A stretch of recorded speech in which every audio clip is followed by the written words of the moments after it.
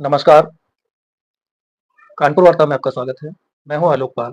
कृपया इस चैनल को देखिए, लाइक कीजिए, शेयर कीजिए और सब्सक्राइब जरूर कीजिए। पाकिस्तान और बांग्लादेश सीरीज के बाद आपने एक शब्द बहुत ज़्यादा सुना होगा और वो शब्द था घंटे का किंग। यद्यपि मैं ऐसे शब्दों से परहेज करता हूं, लेकिन कानपुर शहर की जो दशा है, उसको देखने के बाद मुझे लगता है कि कानपुर के लिए ये बिल्कुल कहा जा सकता है कि घंटे का स्मार्ट सिटी। क्योंकि किसी शहर के एक अच्छा शहर होने के लिए, स्मार्ट सिटी जैसा तो खैर अभी फिलहाल है नहीं अपने यहाँ कुछ, लेकिन एक अच्छा शहर होने के लिए जो चीज़ें चाहिए होती हैं, उनमें सबसे पहली चीज़ होती है इंफ्रास्ट्रक्चर। इसके बाद industry, jobs, hope of life, और जो सबसे महत्वपूर्ण चीज़ होती है, वो होती है वहाँ का ट्रैफिक और पब्लिक मैनर्स। कानपुर की अगर बात की जाए, तो यहाँ की जो सबसे बड़ी समस्या है वो है ट्रैफिक। और वैसे तो कंप्लीटली पब्लिक मैनर्स, लेकिन अगर बाकी चीज़ों को आप छोड़ भी दें, तो कम से कम ट्रैफिक के सेंस में जो मैनर्स चाहिए होते हैं, वो तो कम से कम यहाँ के लोगों में नहीं है। तो मैं शुरू कर लेता हूँ इंफ्रास्ट्रक्चर से। इंफ्रास्ट्रक्चर के नाम पर कानपुर एक बड़ा शहर है, और 2011 की जनगणना से पहले तक कानपुर शहर, मैं प्रॉपर शहर की बात कर रहा हूँ, पूरे जिले की बात नहीं कर रहा हूँ, कानपुर शहर जो है वो यूपी का सबसे बड़ा शहर था। आज भी बहुत से लोग उसे यूपी का सबसे बड़ा शहर मानते हैं, लेकिन अब नहीं है। इतने बड़े शहर को, एक ऐसे शहर को जिसकी पहचान एक इंडस्ट्रियल सिटी के रूप में रही है, उसे आज तक एक एक्सप्रेस रोड नसीब नहीं हुआ है। एक छोटा सा एक्सप्रेस रोड बन रहा है, और ये पिछले कम से कम मैं 6-7 साल से इसके विषय में सुन रहा हूँ। अभी तक वो कंप्लीट नहीं हुआ है, प्रोसेस में है, और वो है कानपुर से लखनऊ के बीच में। लगभग 50-60 किलोमीटर का रोड है वो, जबकि कानपुर से लखनऊ की जो एक्चुअल दूरी है वो लगभग 80 किलोमीटर है।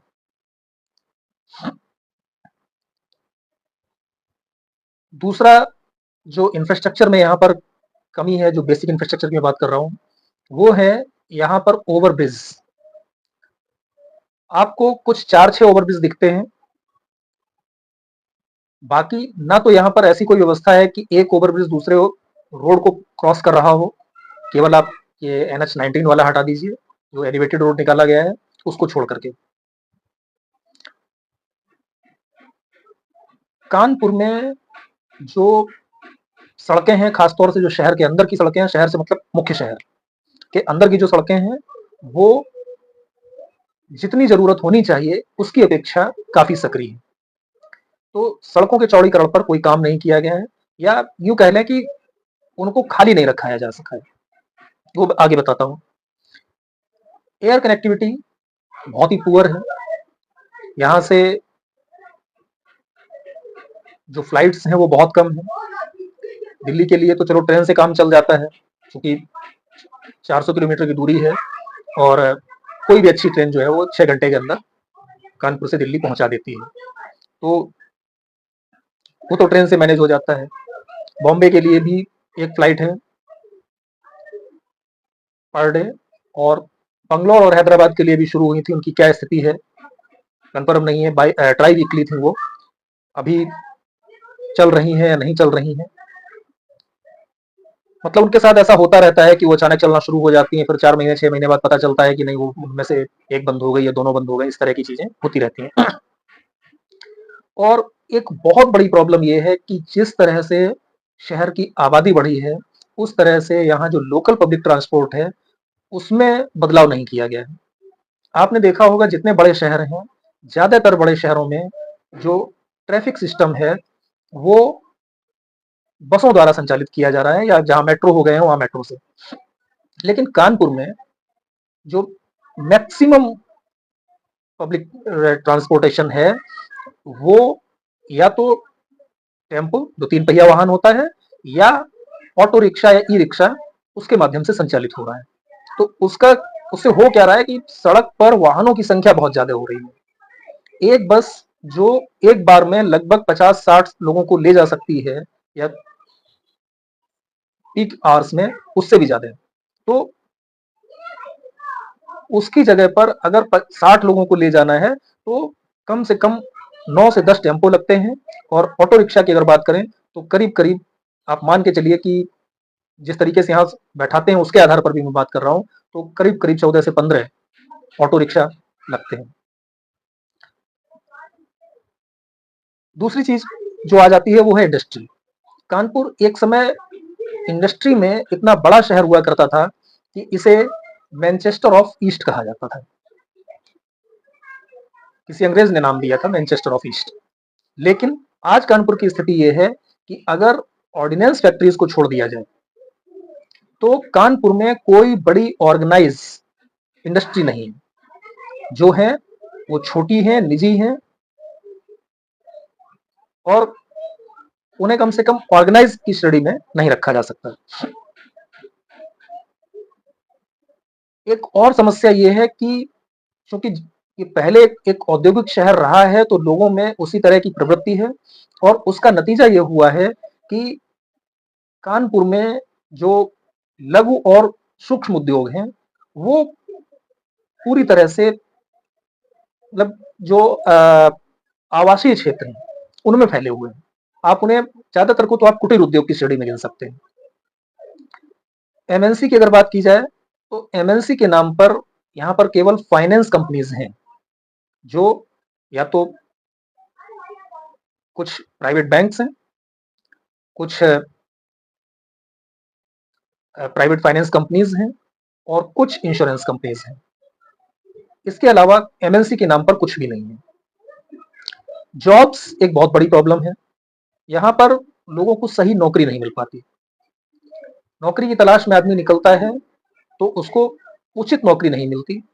जिन्हें मिलती भी है तो उसमें सैलरी इतनी कम होती है कि सर्वाइवल मुश्किल हो जाता है लोगों का। अब मान लीजिए कि एक लड़का ग्रेजुएशन करके निकला और वो जॉब की तलाश में है, तो उसके पास एक ऑप्शन होता है कि वो फाइनेंस कंपनीज में नौकरी कर ले, अगर मिल जाए तो। मिलती भी है तो आज भी वहां पर जो एनुअल पैकेज हैं वो लगभग 1.5 लाख से शुरू होते हैं। अब आप खुद अंदाज लगा लीजिए कि क्या स्थिति होती होगी। एक चीज और आती है कि लाइफ में होप क्या है। तो मुझे लगता है कि कानपुर के लोग होप जैसी चीज तो भूल ही गए।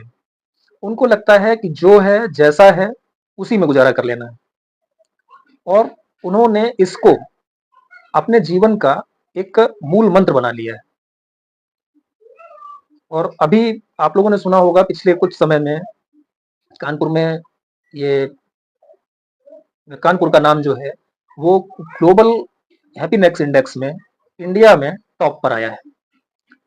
इन दूसरे शब्दों में कहें कि भारत का सबसे खुशहाल शहर कानपुर को माना गया है, और ये पिछले 2 साल से लगातार हो रहा है।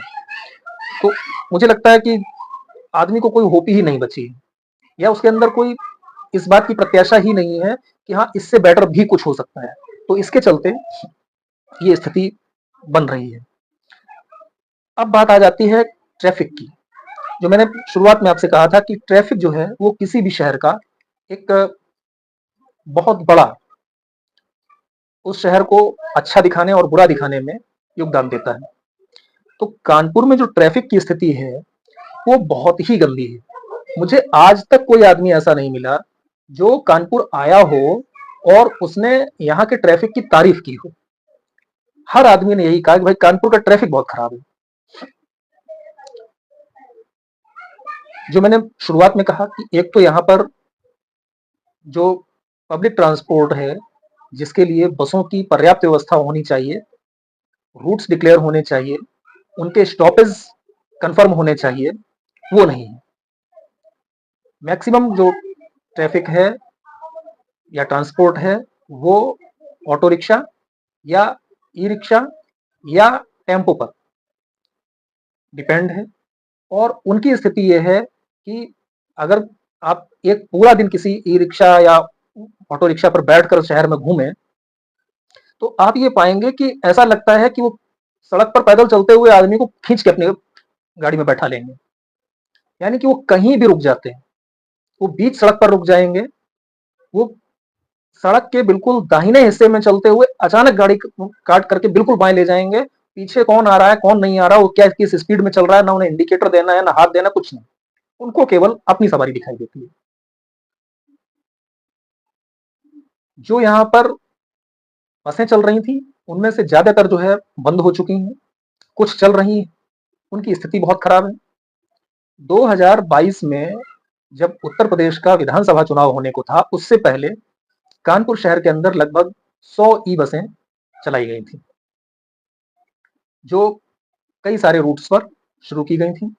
आज स्थिति ये है कि शहर के अंदर चलने वाले लगभग सभी रूट्स की ई बसें बंद हो चुकी हैं।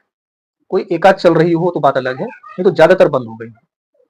अब वही बसें कोई कानपुर से उन्नाव जा रही है, कोई कानपुर से बिंदकी जा रही है, कोई फतेहपुर जा रही है, कोई घाटमपुर जा रही है, कोई रनिया जा रही है, कोई बिल्हौर जा रही है। मतलब कानपुर से बाहर उन बसों को चलाया जा रहा है। आप 100 बसें शहर के अंदर नहीं चला पाए, ये कानपुर के प्रशासन की स्थिति है। ऐसा नहीं था कि वो कोई घाटे में चल रही थी, उनको घाटे में किया गया। क्योंकि अगर आप टेम्पो ऑटो पर कंट्रोल नहीं करेंगे, उनकी अराजकता होने देंगे, बसें उनके आगे निकल नहीं पाएंगी, ट्रैफिक आपका इतना गंदा है, तो वो धीरे धीरे स्थिति उनकी खराब हो ही जानी है।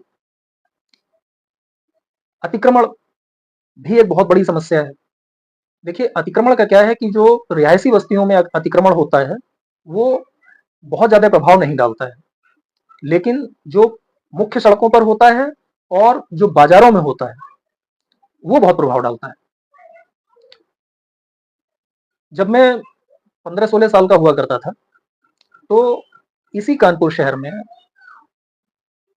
अगर मुझे फूलबाग जाना है, क्योंकि उस समय किशोरावस्था थी, कई लोग एक साथ आते थे, तो मान लीजिए मैं घंटा घर पे खड़ा हूं और घंटा घर से मुझे फूलबाग जाना है, तो कभी वाहन लेता था कभी नहीं लेता था। तो जब वाहन नहीं लेता था तो उस स्थिति में नयागंज बिराना रोड होते हुए फूलबाग की तरफ निकल जाता था।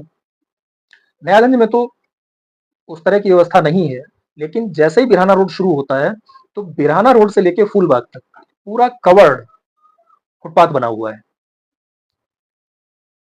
मुझे याद नहीं है कि उस समय पर मैं कभी मेन रोड पे चलते हुए नयागंज चौराहे से और फूलबाग तक गया हूं। मैं हमेशा उसी कवर्ड फुटपाथ से होकर के निकल जाता था और उसी से वापस आता था, और मैं क्या सभी लोग चलते थे। आज स्थिति ये है कि जितने भी ऐसे मार्केट हैं, चाहे वो बिराना रोड हो, चाहे वो आलसी रोड हो, चाहे वो पी रोड हो, कोई भी हो, जितने भी पुराने मार्केट हैं जहां पर कवर्ड फुटपाथ हुआ करते थे, उन सब पे दुकानदारों ने अतिक्रमण कर दिया है। और फुटपाथ पे तो अतिक्रमण किया ही है, उसके बाद वो अपना या तो सामान आगे रोड पे लगा देते हैं या अपने जो बोर्ड रखते हैं साइन बोर्ड वो लगा देते हैं। उसके बाद पार्किंग होती है तो रोड पे जगह ही नहीं बचती। अब वाहन निकले तो कहां से निकले? यदि वहां से पब्लिक ट्रांसपोर्ट के वाहन नहीं निकलते, निजी वाहन ही निकलते हैं, लेकिन फिर भी अगर दोनों तरफ से कारें आ जाती हैं तो फंस जाती हैं। मतलब दो कारें पैरेलल नहीं निकल सकती, ये स्थिति होती है।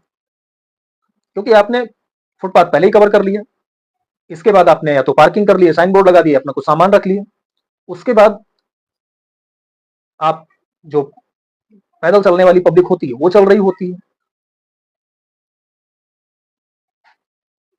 फिर जो जगह बचती है वो इतनी कम होती है कि अगर आमने सामने से दो कारें एक जगह पे आ जाती हैं तो उन्हें निकलना मुश्किल हो जाता है, वो आड़ी तिरछी करके किसी तरह से निकालते हैं। कुछ जगहों पे तो हाल इतना खराब है, जैसे आप नई हाउसी रोड पे जाएंगे या आप पी रोड पे जाएंगे तो, या गोविंद नगर में आप कई जगह पे देख लीजिए, लाल बंगले में आप देख लीजिए, तो वहां की स्थिति ये है कि फुटपाथ कवर कर लिया, फुटपाथ के बाद लगभग 10-10 फीट, 8-8 फीट खुद वो अपना सामान आगे बांस गाड़ के कुछ भी करके अपना सामान रखते हैं। फिर इसके बाद वो जो रोड साइड हॉकर्स होते हैं, जिन्हें स्ट्रीट वेंडर्स आप कहते हैं, वो उनके ठेले लगवाते हैं। और जो मेरी जानकारी है उसके अनुसार एक ठेले वाले से उसकी क्वालिटी को देखते हुए, उसकी सेल को देखते हुए 200 रुपए से लेके 500 रुपए तक वो दुकानदार लेता है, जिसकी दुकान के सामने वो ठेला लगाता है प्रतिदिन का। तो वो आगे ठेले लगवाते हैं। फिर ठेले के बाद जो है, जो पब्लिक आई होती है मार्केट में शॉपिंग वगैरह के लिए, तो अपने वाहन खड़े कर देते हैं। फिर आपका थोड़ी सी जगह छूटती है 5-6-7 फीट की, और उसके बाद डिवाइडर आ जाता है। तो आप बाजारों में देखेंगे भयानक जाम लगा मिलेगा। तो ये अतिक्रमण की भी एक बड़ी समस्या है। एक और समस्या ये है कि स्मार्ट सिटी के नाम पे कानपुर में ट्रैफिक सिग्नल्स पे पिछले 10 सालों में, 10 क्यों बल्कि कहना चाहिए 12-13 सालों में, करोड़ों रुपए, करोड़ों की जब मैं बात कर रहा हूं तो शायद इसकी संख्या कई करोड़ हो जाएगी, में खर्च किया गया है ट्रैफिक सिग्नल पे। और ट्रैफिक सिग्नल का आलम यह है कि ज्यादातर ट्रैफिक सिग्नल या तो काम नहीं कर रहे होते हैं, या वो गलत ढंग से काम कर रहे होते हैं। कई जगह पे तो ट्रैफिक सिग्नल का आलम यह है कि तीन के तीनों एक साथ जल रहे होते हैं। अब आप डिसाइड करो आपको रुकना है कि जाना है। तो ट्रैफिक सिग्नल्स या तो काम नहीं कर रहे हैं, और जहां पर काम कर रहे हैं वहां पर लोग जो है वो ट्रैफिक सिग्नल को फॉलो नहीं कर रहे हैं। और जो कानपुर की ट्रैफिक पुलिस है वो उन सिग्नल्स को फॉलो करवा नहीं पा रही है। कई ऐसे चौराहे हैं, विजयनगर में तो खैर इस समय मेट्रो का काम हो रहा है तो वहां का रुक गया।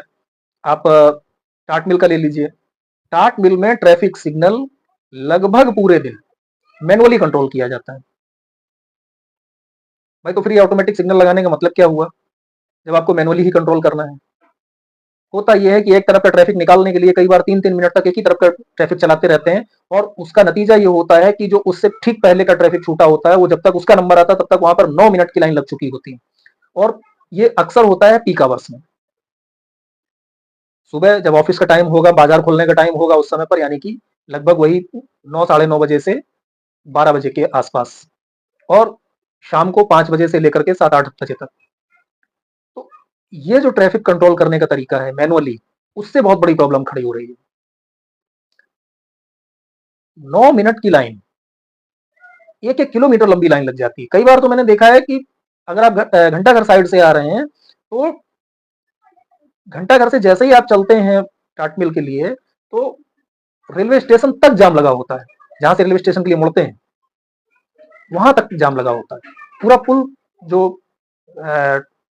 कानपुर सेंट्रल वाला जो पुल है, वो पूरा पुल भर जाता है। और स्थिति ये होती है कि लोग दूसरे रोड के दूसरे साइड में भी गाड़ियां खड़ी कर लेते हैं, तो ना इधर से ट्रैफिक आ पाता है ना उधर से आ पाता है। ये स्थिति होती है। तो ट्रैफिक सिग्नल काम नहीं कर रहे हैं, ट्रैफिक रूल्स को लोग फॉलो नहीं कर रहे हैं, पुलिस ट्रैफिक रूल्स को फॉलो नहीं करवा पा रही है। ये स्थिति है यहाँ के ट्रैफिक की। और अगर मैनर्स की बात करूं तो ट्रैफिक मैनर्स तो यहाँ के लोगों में है ही नहीं।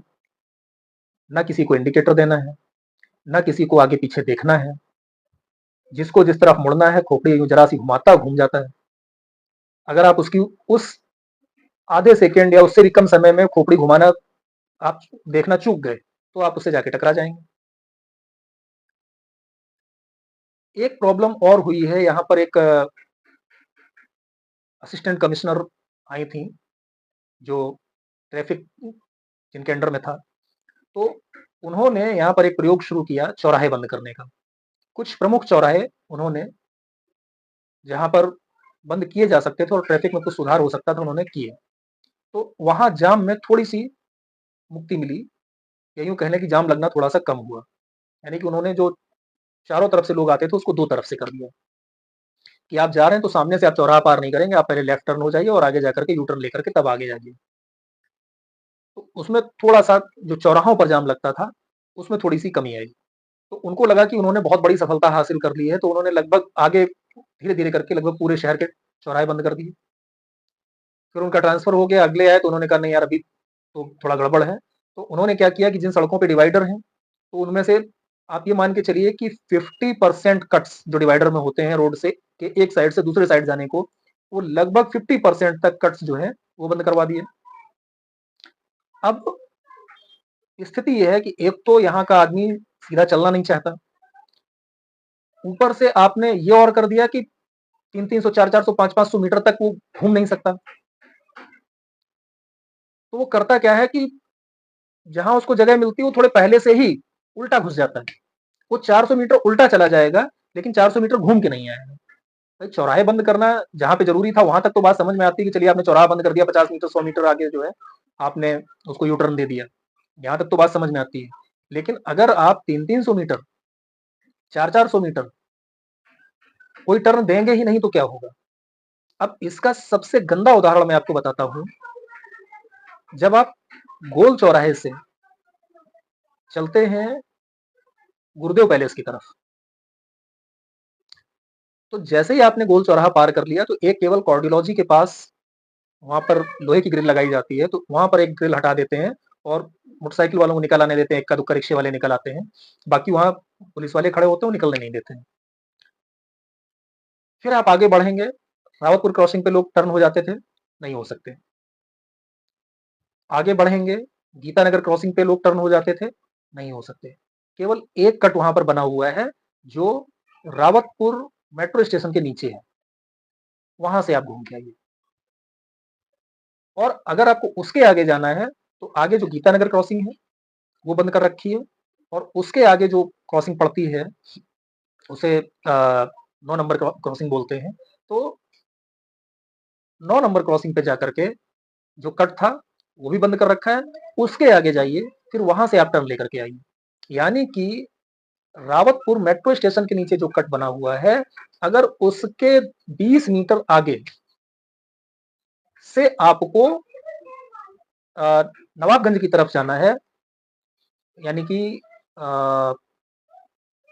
उसका चौराहे का नाम क्या है, कंपनी बाग चौराहा, कंपनी बाग चौराहे की तरफ जाना है, तो पहले आप 1.5 किलोमीटर आप आगे जाइए, लगभग 1.5 किलोमीटर है, और फिर 1.5 किलोमीटर आप वापस आइए, और फिर जो है आप कट से निकल सकते हैं। तो भाई कौन 3 किलोमीटर वापस आए, तो आदमी क्या करता है कि वो तुरंत उल्टा घूम घूम के घुस जाता है। और जैसे ही कोई उल्टा घुसता है, खासतौर से अगर वो कोई टेम्पो हुआ, कार हुई, अगर उसने उल्टा घुसने की कोशिश की तो तुरंत वहां पे जाम लग जाता है। अगर वहां पर पुलिस पर्याप्त संख्या में खड़ी नहीं है तो वहां हमेशा जाम लगता है। तो मुझे लगता है कि प्रशासन भी इसके लिए उतना ही दोषी है जितनी कि इस इस शहर की जनता। तो कुल मिलाकर के जो स्मार्ट सिटी का समस्याएं बहुत सारी हैं, सबका उल्लेख नहीं किया जा सकता, लेकिन जो स्मार्ट सिटी का जो नाम दिया गया है कानपुर को, वो मुझे लगता है कि उसको तो बिल्कुल वापस ले लेना चाहिए, और इसे अगर कम से कम आदिकालीन नहीं तो मध्ययुगीन शहर में तो घोषित ही कर देना चाहिए। आज की वार्ता में इतना ही। इस विषय पर आप अपने विचार कमेंट के माध्यम से रख सकते हैं। आपसे एक बार फिर से अनुरोध है कि इस चैनल को सब्सक्राइब जरूर कीजिए। बहुत बहुत धन्यवाद। नमस्कार।